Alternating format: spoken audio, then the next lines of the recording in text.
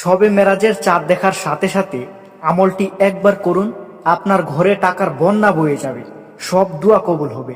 আপনি আল্লাহ তাআলার কাছে যা চাইবেন এই রাতে আল্লাহ তাআলা আপনাকে তাই দান করবে। আপনার মনের যত আশা আছে, মনের যত ইচ্ছে আছে, সব ইচ্ছে আল্লাহ তাআলা এই রাতে পূরণ করে দিবে। আপনাকে শুধু শবে মেরাজের চাঁদ দেখার সাথে সাথে এই দোয়াটি বেশি বেশি পড়তে হবে এবং এই আমলটি বেশি বেশি করতে হবে। আমি আজকে যে আমলটির কথা আপনাদেরকে বলবো, এই আমলটি আপনারা মনে রাখবেন এবং এই আমলটি আপনারা শবে মেরাজের চাঁদ দেখার সাথে সাথে এই আমলটি করা শুরু করে দিবেন এবং দেখবেন যে গায়েবীভাবে আপনি সাহায্য পাচ্ছেন এবং আল্লাহ তাআলা আপনার সব দোয়া কবুল করে দিচ্ছে। তো চলুন সেই গুরুত্বপূর্ণ রাত শবে মেরাজের ফজিলত সম্পর্কে জেনে নেই এবং শবে মেরাজের রাতে কি আমল করবেন, কোন আমল করবেন এবং কিভাবে আমল করবেন, চলুন এ সম্পর্কে বিস্তারিত জেনে নেওয়া যাক। প্রিয় দর্শক, মুসলিমদের ইবাদত পালন করার রাতগুলোর মধ্যে অন্যতম একটি রাত হচ্ছে শবে মেরাজ। এ রাতে আল্লাহর হুকুমে হযরত মুহাম্মদ সাল্লাল্লাহু আলাইহি সাল্লাম আরশে আজিম পর্যন্ত গমনের সৌভাগ্য লাভ করেছিলেন। সুবহানাল্লাহ। তিনি এ রাতে আল্লাহ তাআলার সাক্ষাৎ লাভ করেন। তিনি 5 ওয়াক্ত নামাজের বিধান নিয়ে পৃথিবীতে ফিরে আসেন। এ কারণে এই রাতটি মুসলমানদের কাছে খুবই পবিত্র। মেরাজ হচ্ছে আরবি শব্দ, এর শাব্দিক অর্থ ঊর্ধ্বগমন। আরবি রজব মাসের 27 তারিখ রাতে মসজিদে হারাম থেকে মসজিদে আকসা হয়ে বুরাকে করে ঊর্ধ্বাকাশে পাড়ি দিয়ে আরশে আজিমে আল্লাহর দিদার লাভ করেন মুহাম্মদ সাল্লাল্লাহু আলাইহি ওয়াসাল্লাম। একেই ইসলামের মেরাজ বলা হয়। আল্লাহ বলেন, পবিত্র সত্তা তিনি, যিনি বান্দাকে তার নির্দেশনাগুলো দেখানোর জন্য রাতে মসজিদে হারাম থেকে মসজিদে আকসা পর্যন্ত ভ্রমণ করিয়েছেন।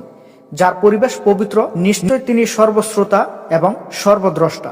সূরা বনী ইসরাইলের আয়াত নাম্বার 1-এ এই কথাটি উল্লেখ রয়েছে। নবুয়তের 10ম বর্ষের রজব মাসের 27 তারিখ হযরত মুহাম্মদ সাল্লাল্লাহু আলাইহি সাল্লামের 50 বছর বয়সে পবিত্র মেরাজ সংঘটিত হয়। এ রাতে আল্লাহর রহমত কামনায় মুসলমানরা মসজিদে, নিজ গৃহে কিংবা বিভিন্ন প্রতিষ্ঠানে কুরআনখানি, জিকির আজকার এবং ইবাদত বন্দেগীর মধ্য দিয়ে পবিত্র শবে মেরাজ উদযাপন করে। এই মেরাজের রাতেই মুসলমানদের জন্য নামাজ ফরজ করা হয়। এ রাতেই প্রতিদিন 5 বার নামাজ আদায় করার বিধান নিয়ে আসেন হযরত মুহাম্মদ সাল্লাল্লাহু আলাইহি ওয়াসাল্লাম।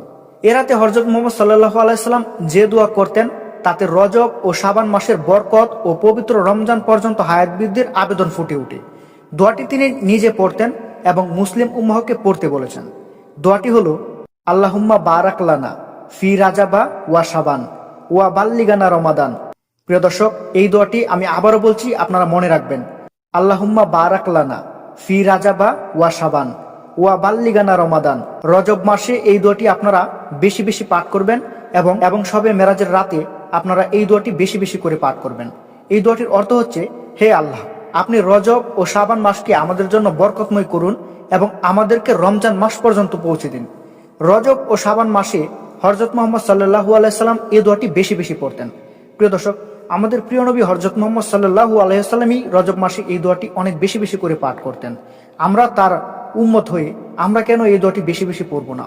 আমরা যদি এই দোয়াটি রজব মাসের 27 তারিখ বা পুরো রজব মাসে এই দোয়াটি করি, তাহলে আল্লাহ তাআলা আমাদেরকে সচ্ছলতা দান করবে এবং আমাদের দুনিয়াতে বরকত বাড়িয়ে দিবে এবং আমাদেরকে হায়াত বাড়িয়ে দিবেন। তাই প্রত্যেক মুসলমানেরই উচিত শবে মেরাজের রাতে এই দোয়াটি বেশি বেশি করে পাঠ করা এবং এই দোয়াটি মুসলিম উম্মাহের জন্য অনুকরণীয়, অত্যন্ত গুরুত্বপূর্ণ একটি আমল।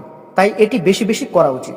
হযরত আলী রাদিয়াল্লাহু আনহু থেকে বর্ণিত, নবী করিম সাল্লাল্লাহু আলাইহি ওয়াসাল্লাম বলেছেন, তখন তোমরা এ রাত ইবাদত বন্দেগীতে কাটাও, দিনের বেলা রোজা রাখো, কেননা এদিন সূর্যাস্তের পর আল্লাহ তাআলা দুনিয়ার আসমানে নেমে আসেন এবং আহ্বান করেন, কোনো ক্ষমা প্রার্থী আছো কি? আমি ক্ষমা করব। কোনো রিজিক প্রার্থী আছো কি? আমি তোমার রিজিক দেব। আছো কি কোনো বিপদগ্রস্ত? আমি উদ্ধার করব। এভাবে ভোর পর্যন্ত আল্লাহ মানুষের বিভিন্ন প্রয়োজনের কথা উল্লেখ করে আহ্বান করতে থাকেন। তাই আমাদের সকলের উচিত এই রাতে আল্লাহ তাআলার বেশি বেশি ইবাদত করা এবং এই রাতে আল্লাহ তাআলাকে বেশি বেশি করে ডাকা।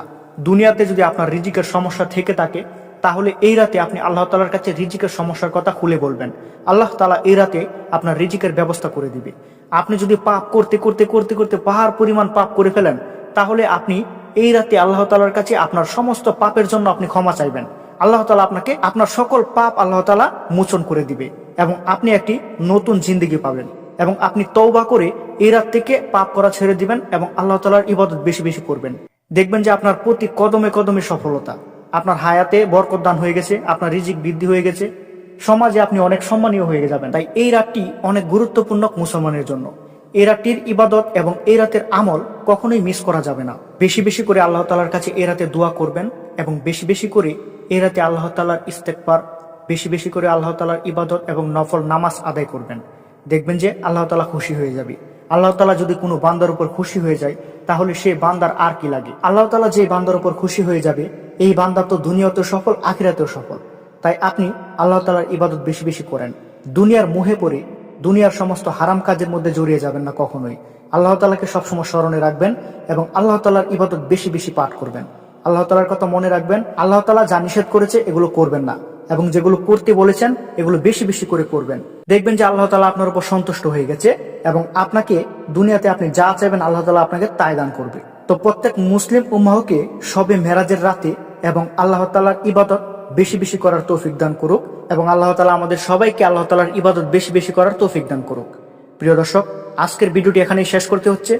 ভিডিওটি ভালো লাগলে অবশ্যই একটি লাইক করবেন। আমাদের চ্যানেলে নতুন হয়ে থাকলে অবশ্যই সাবস্ক্রাইব করবেন। সকলে ভালো থাকবেন, সুস্থ থাকবেন। আসসালামু আলাইকুম, আল্লাহ হাফেজ।